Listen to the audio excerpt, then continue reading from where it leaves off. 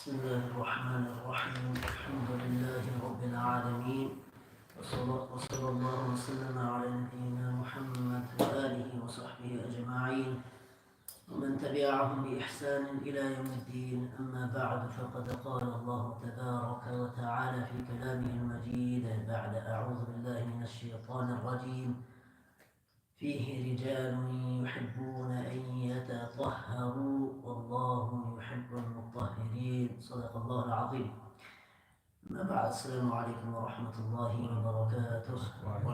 Alhamdulillah, we gather again for lesson number 2 of our series, the Essentials of Islam. And after last week, where we began an introduction about purity, about tahara, now we start to move into more of the technical topics of tahara itself. The first of those is about the bathroom, what is known in Arabic and in the Sunnah as al-Khala. Al-Khala is in reference to the place where one urinates or defecates. Al-Khala is the word for toilet or the place of excretion. This is the first thing to note. And whilst many of us are very used to going into the khala, there may be some things that we have not picked up on, or there may be some things which we are not aware of, or things that we have become neglectful of, although we know.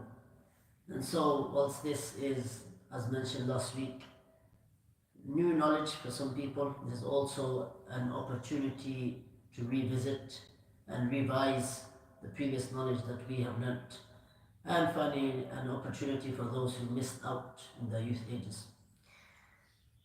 The first and foremost, we have to look into the Quran and the Sunnah.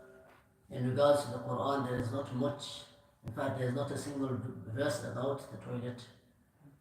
However, we have the emphasis on purity, which we discussed about last week.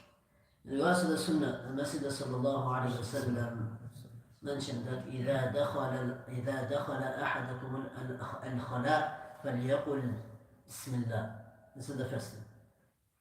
That before we enter the place, the bathroom or the toilet, we should enter with the name of Allah. Okay? This is the first thing. Before this, here's another thing. We have to take accountability of ourselves before we enter the bathroom. What am I wearing? First of all. Many times we are wearing things which contain the name of Allah on it. Or sometimes there's a verse of the Quran. This could be a ring, a chain, a jumper even. Sometimes what's prevalent these days that I'm seeing is people are wearing Palestinian jumpers, Palestinian tops. A picture of al-Quds, Masjid al-Aqsa. And these things, we regard them and we venerate them, we regard them as holy, things that are to be kept high and lofty. And so it's not appropriate for us, unless out of necessity, it's not appropriate for us to enter the bathroom with these items on. We should try to take these things off and leave them outside. Why do we need to do this? Because the Messenger of Allah sallallahu alaihi wasallam said, إِنَّ هَذِهِ الْحُشُوشَ مُحْضَرَةٌ. That إِنَّ هَذِهِ الْحُشُوشَ مُحْتَضَرَةٌ. These bathrooms, these places where people urinate and defecate, they are inhabited by jinns. They are the abodes of jinns. Not good jinns, bad jinns. Bad jinns and bad evil spirits. The bathrooms and toilets, they are inhabited by these individuals, by these beings. And so we cannot mix anything to do with Allah or anything to do with the Quran in that place. And so not only are we allowed to enter it with any item that contains the name of Allah or any Islamic literature on it, but also we are not allowed to speak anything related to Allah or related to the Quran or the Sunnah whilst we are in the bathroom. It's regarded as an impure place. And so we take off any items that has the name of Allah on it or any Islamic literature on it before we enter. After this, we have to make sure we enter with the left foot. It was the practice of the Messenger ﷺ that he would enter bad places or places that were filthy with his left foot.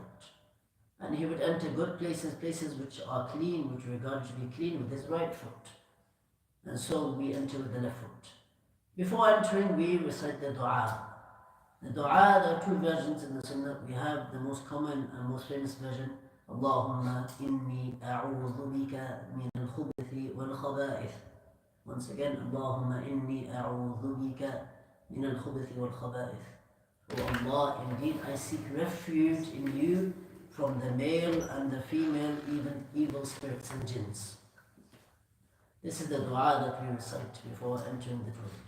There's a different version explicitly mentioning Allah, a'uḍu billahi min al-Ḥubuṭi wa-al-Ḥabā'ithi, but the more famous one is Allāhumma innī a'uḍu bika min al-Ḥubuṭi wa-al-Ḥabā'ithi. And so after we recite the dua, we enter with our left foot. Once we have entered, we should remove our garments. We should remove the garments and we should hang them up somewhere. A mistake or a practice that is sometimes done is people will lower their lower garment and let it hang from their ankles. The problem with this is your garment will touch the floor. The floor may be or may not be, but in most cases it may be impure. There is a risk of impurity being attached to your lower garment. And hence why we take off the lower garment and we hang it up. If one is wearing an upper garment which is long, which goes beyond the torso, then it's also recommended to take this off as well, for the fear and the risk of impurity being touched upon it. And after we hang up our items of clothing, then what we should do is ensure that the toilet seat is clean. And from hygiene is when we use the toilet, we should leave it the way that we found it. If everybody cleaned the toilet after themselves and left it clean for the next person, with the scenario that if imagine you were the person coming next, then it would be good. And this is the proper way in Islam. We should not leave the toilet in a dirty state. This is something very important, because the next person to sit on the toilet seat, if it's left dirty, then impurity will attach to their legs also, to the upper legs. And so we should take great caution in this, to try keep the toilet clean, as if we were the ones who to come in next. We should keep it the way that we would want it. And this goes for everything in life, to be honest with you, in terms of cleanliness. And so then we can sit down and we can do our business, relieve ourselves. And when we relieve ourselves, whether we are urinating, whether we are defecating, or whether we are doing both, in most cases, we should not get up from the toilet seat until we feel like everything has come out, until we feel relieved. Okay? Even if it means that we spend 1 or 2 minutes more to see if there's anything left, we should remain on the toilet seat. And we should not begin the cleaning process until we feel relieved. After we feel to a point where, okay, everything is out, now we can begin the cleaning process. The cleaning process begins with a component called istibra. Istibra, hamza, sin, ta, ba, ra, alif, hamza at the end. Many people leave out the hamza at the end. They say istibra and they forget the hamza. It has istibra with the hamza at the end. Istibra is the process of seeking to become free. This is what it literally means. And in the technical meaning, it means to be satisfied that you are free from any remaining impurity from both private parts, whether it's the front or the back, to be satisfied on that. In regards to the back passage, it's very easy to know whether we are free or not, based on the feeling that we have in our stomach. But the problem lies, and this is more common in males than females, the problem lies in the front genital, the front private part. The example I want to give, when we urinate, after we urinate, there is a possibility that drops remain in our genital. The example, if we have a glass of juice, and we pour this juice out into the sink, the juice will go, but we will see that there are still drops left in the glass. This is the example that we use as an analogy for our front private part. We urinate, but there may be drops left. And so we should do the process of istibara. How can we do istibara? The scholars mention a few ways, a few simple ways. The most common way is to do an internal cough 2-3 times. An internal cough, as if you're clearing your throat, or a bit like. What this does is it puts pressure on your lower body. And if there's any drops that remain in the front genital, it will help it to come out. This is one way, internal coughing. Another way is that using toilet paper, we hold it at the tip of our front genital, and we stand up and we step harshly onto the ground. Not too harshly, but harshly onto the ground, causing pressure onto our body and causing anything to come out that remains. This is the second way. And the last way is by moving the genital, whether that's squeezing or shaking. And these three methods are the common methods of istibara. And any remaining drops, they will be helped to come out through these methods. After we have completed istibara, and how do we know whether we have completed istibara? The scholars say when you feel satisfied. If you feel that yes, this is enough, then you should stop. You should not have the element of OCD, of feeling like I've not done enough, I need to continue going. Rather, this is from shaitan, causing waswas in your mind. So you should not have OCD with this. You should complete the process and be satisfied with it. I've done it. And then after that, we can begin the cleaning process. The cleaning process, so we had al-istibara. What was al-istibara? Who can remind me? Istibara, to seek what? Freedom. Seeking to be free. Very good, mashallah. The second part is al-istinja. Al-istinja. Istinja, hamza, sin, ta, noon, jim, alif, hamza at the end. Istinja is seeking to clean yourself, the process of cleaning yourself from impurity. Seeking to remove the impurity and to become pure. And there are 3 ways to perform istinja. I wanted to summarize 3 in 1, in line with the sunnah, as how to do istinja. And then afterwards I will discuss each one individually. The general way is that we should start by cleaning the front or the back passage. Who thinks the front? Can you raise your hands? Who thinks we should start with the back passage? No, there's no one. No one's going to hold you responsible. Let's have some hands. Who thinks we should start cleaning from the back passage first? Yeah. Okay. Who thinks we should start with the front passage? Okay, so some hands here and there. We don't hold anyone responsible. We're here to learn. Eat both. We start with the back passage. Which clever person can tell me why do we start by cleaning from the back passage first? Who can tell me this? Because it's the biggest najis. Okay, it could be a reason, but I'm looking for a better reason, a bigger reason. Why do we start from the back first? Why do we not clean the front passage first, the front genital? Because we can't see the back. The answer to this is because by cleaning the back passage, if any drops were to remain in the front genital, it would give it time for it to come out.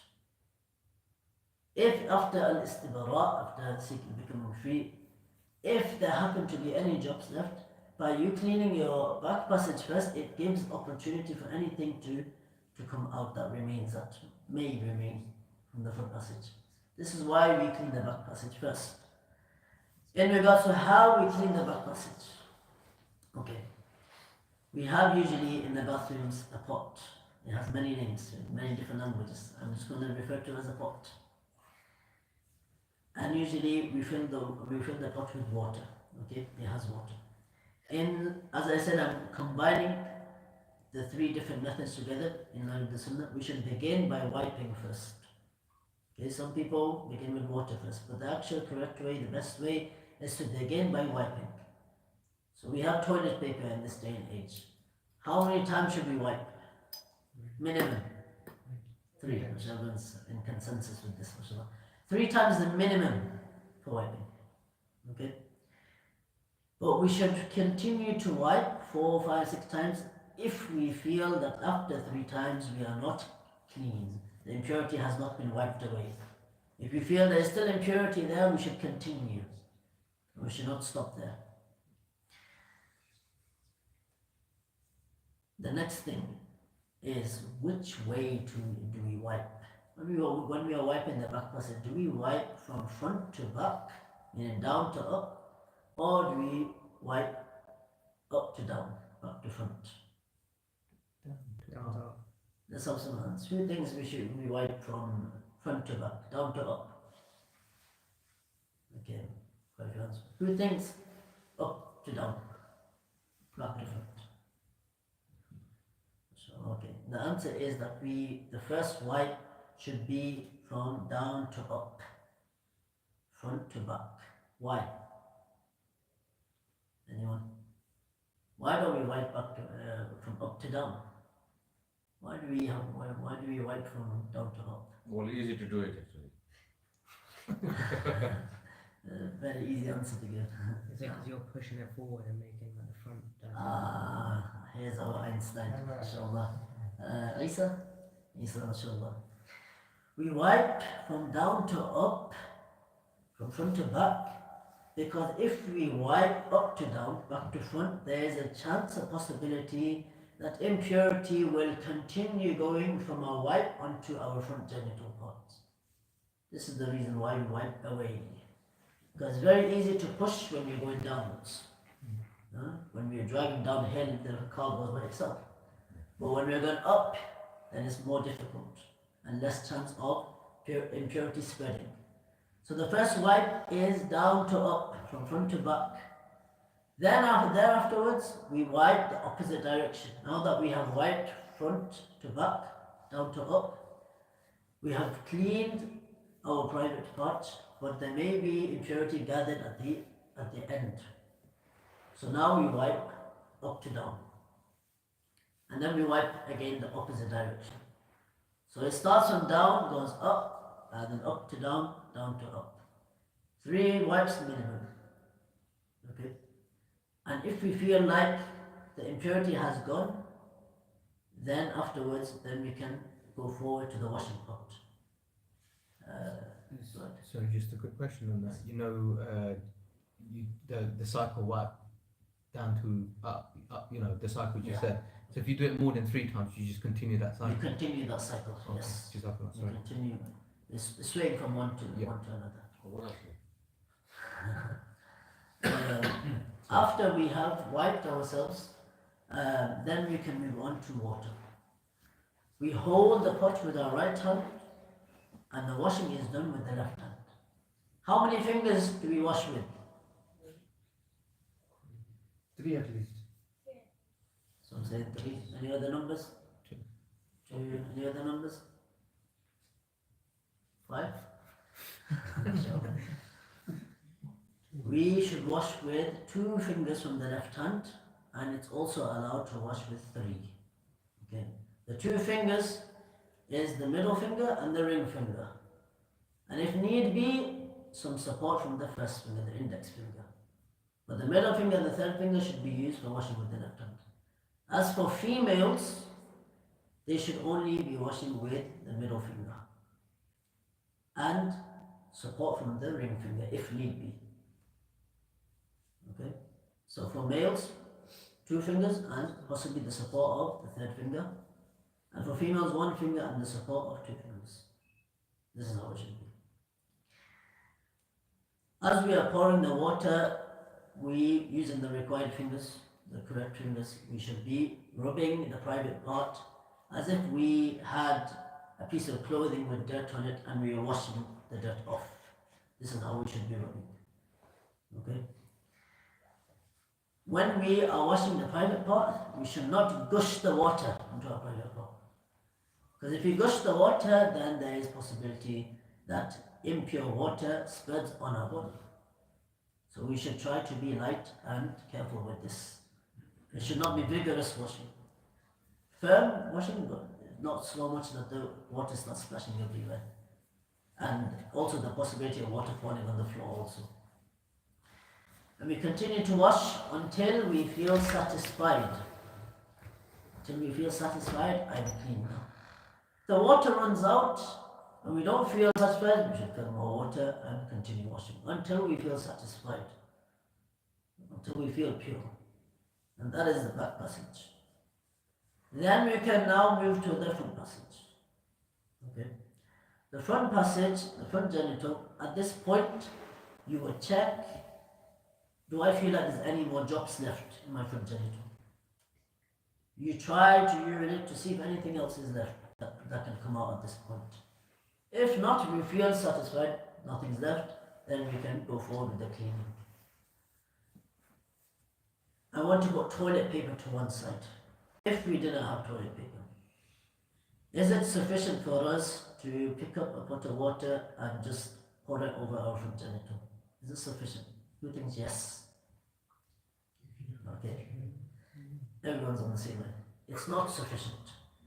Because we need to clean the part where the urine comes out, the tip, where the point of exit, and the makhraj.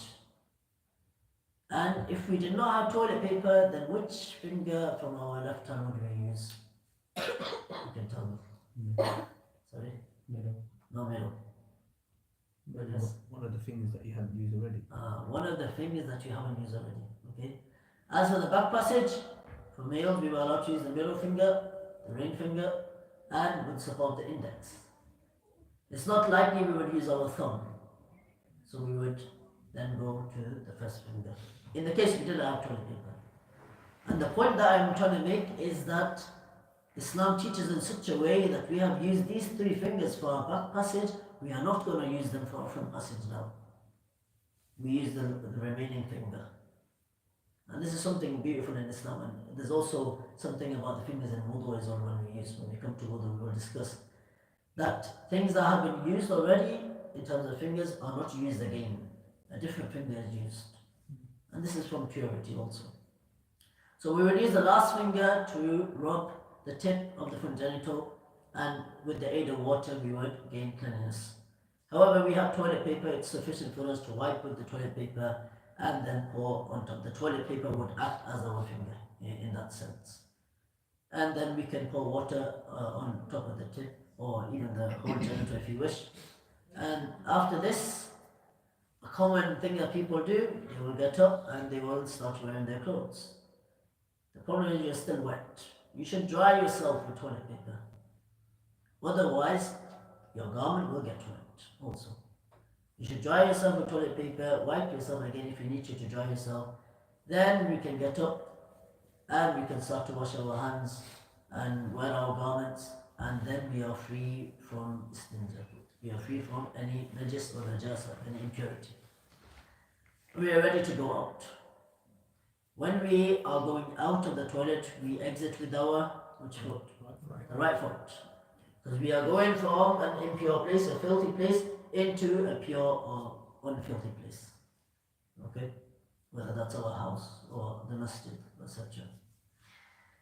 And so we exit with our right foot and we have the exiting dua. After we have exited, the dua in the sunnah that we recite is Gufranak Alhamdulillah alladhi adhaba anni al-adha wa-Aafanee. It's quite long. So you can search it online, inshallah. You can go back to the video, listen again, or repeat it once more. Gufranak Alhamdulillah alladhi adhaba anni al-adha wa-Aafanee. What does it mean? Gufranak, I seek your forgiveness. We are saying to Allah, I seek your forgiveness. Why do we seek forgiveness when we come out of the toilet? Wrongdoings. No wrongdoings. You don't follow properly. the excretion from our body parts are not wrongdoing. It's part of human nature. What if you made a mistake in the process of that? Not for this. Because it's And shaitan. Because you're in an Sorry. impure place. okay, you're in an impure place, and what were you not able to do in that impure place? Remember Allah. Remember Allah.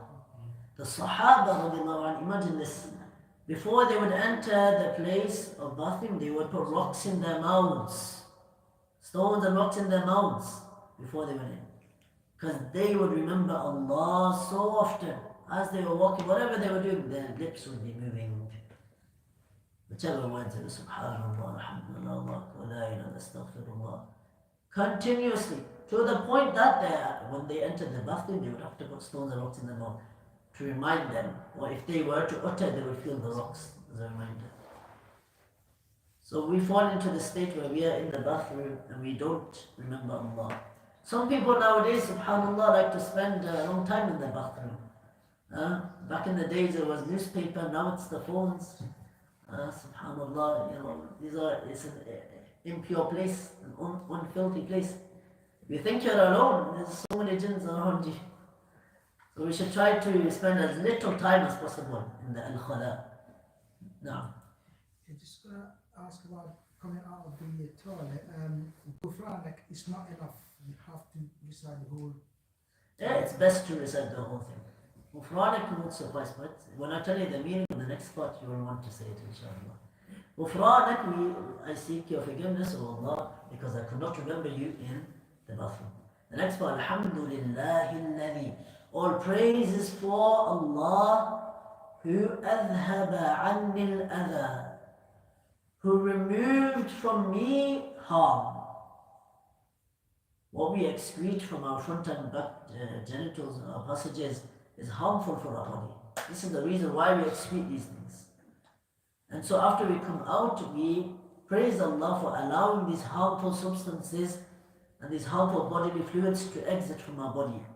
Allah has allowed it and made it easy for us to relieve ourselves from this. Wa-Āfanee, and Allah has made you well. Allah has made you feel good. You feel better when you come out of the bathroom. This is the reason why we say. So firstly, we seek Allah's forgiveness and then we praise Allah. And it's a way of shukr that Allah Azza wa Jalla has allowed these harmful substances to exit from us. And after we have come out from the toilet, then we can then proceed whatever activities we need to do, wudu, salah, any dunya activities.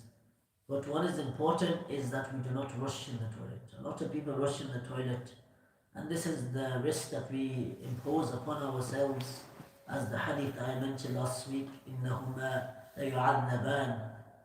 The two people in the grave of the Messenger of Allah said they are being punished. One of them was because they did not take care of themselves in the toilet. So, just the hadith I want to end upon. Salman al-Faris, radiyallahu anhu. A day came where some mushrikun, Christians, they came up to him and they said to him, ʻinnī arā صاحبكم يعلمكم حتى يعلمكم الخراءة. Indeed, we've seen that your companion, meaning the Messenger sallallahu alaihi wasallam, they are saying to Salman, indeed we have seen that your companion teaches you even to the extent of the toilet, even to the extent of how to purify yourself when you relieve yourself. They were trying to mock Salman.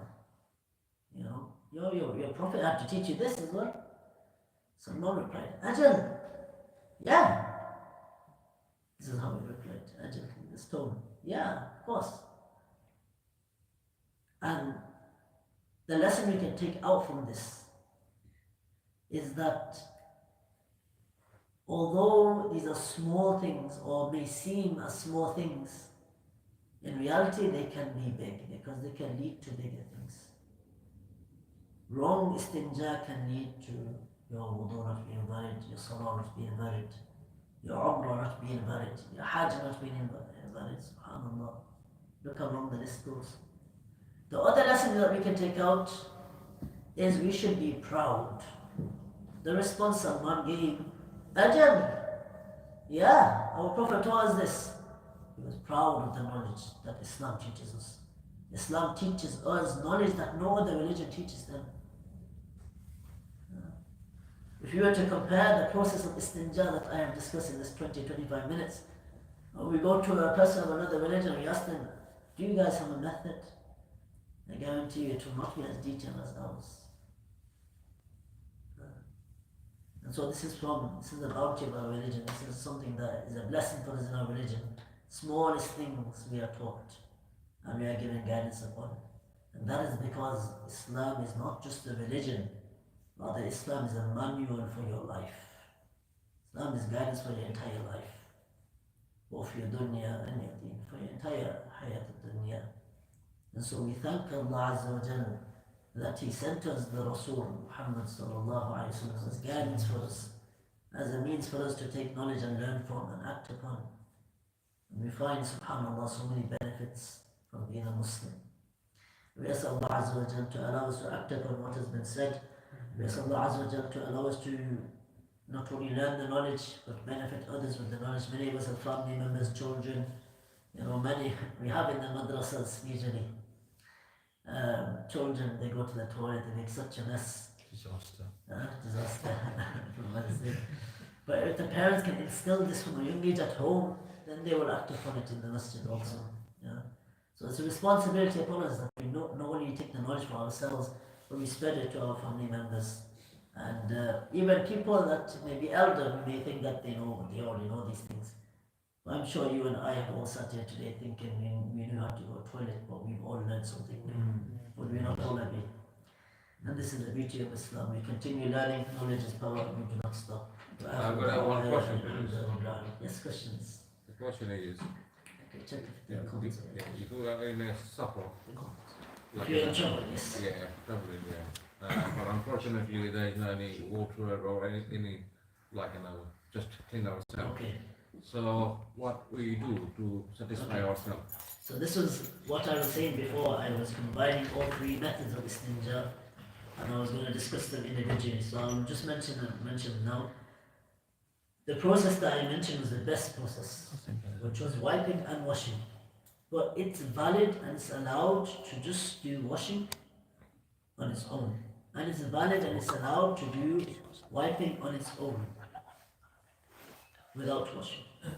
And this was also something that the Messenger would do, the Sahaba would do. And this process is called istijmar, wiping, just wiping alone. But wiping should be continuous until you feel that the impurity has been taken away. And this is something that we can do on the surface. Does that answer the question? Yeah. But nowadays we have service stations where we can buy a bottle of water, and toilets there. So long as you plan in advance, then in this day and age it's easy. It was difficult for people back in the day. But this day and age, alhamdulillah, Allah has made it easy for us. But it's a good question if you answer for. No. So I've got a few questions if possible. Just it's more clarification maybe if the sisters listening in. Yes. The first one was when we enter before we do our business, you refer to taking off the clothing. Yes. Is the same level of removal of clothing the same for sisters? Yes, so long as the door is locked. Yeah. Yes. Yeah. And that includes obviously undergarments as well. Yes. Or, Yeah. or it's recommended. In regards to the top garments, if there is no fear of, if there's a less risk of impurity reaching that, then it can stay on. Okay, but like underpants and all that Should come off, yes. Okay, and this is more for my notes. Could you just remind me again what you meant, what the sort of meaning of istinja was, please? And istinja, the process of cleaning yourself from impurity. That's it. Thank you. The process of cleaning yourself from impurity. Sorry, just to elaborate on the taking the lower garments off, even if you're at home and you know that your floor is clean per se, there's no impurity, and you clean it and you wipe the floor regularly, etc., and your garments aren't touching the floor, would you still say to take them off? It's good practice too. Okay. And I would say, for example, there may be times where you are out, you've come home, you don't know who's been there before. You don't know if they've left any impurity. Maybe there may be impurity that you're not seen. It's good practice to take the lower garment off rather than let it hang down. practice, and it's less of a risk. Any other questions? Any questions in the comments? No, No. it's working. Yes. That's one. Jazakallah khair. Just a quick one is, if you've got young children and you are having to assist them on the toilet, Yeah. does that break your wudu? Okay. Just repeat the question. Okay. So the question was, if you have young children Yeah. and you are assisting them on their toilet, does it break your wudu? If the reason why it won't break your wudu is because if it will break your wudu if you make contact with the impurity, Yeah. which you'd have to do. Yes. This is the reason why it will break your wudu. So hence why we should do wudu afterwards. So if you clean them with a tissue, because you're touching the tissue, then If impurity does not make contact with you yeah, and you are sure of that, yeah, then it's still a good practice to do wudu, but Yeah, your wudu sure. will still be intact. yeah. But technically, is that if you feel confident you haven't touched any impurity, Then your wudu will still be. then your wudu is okay. Jazakallah khair. And that's even with like newborns and stuff, right? Okay. And in terms of cleaning children as well, in terms of like the fingers and stuff, it's the same as what even if you're cleaning somebody. Is that right? Say that again, sorry. So it's to do with cleaning children. So you explain around the fingers to use, right? When doing the cleaning. Yes. Does the same apply when you're cleaning a child as well? Yes, you should try your best. It might be a bit more difficult. Yeah. But you should try your best, yes. Any questions from the comments? Or are we good? No? All good? All good. Subhanallah. Alhamdulillah. أشهد أن لا إله إلا الله أستغفرك ونتوب إليك. إن شاء الله see you on next week.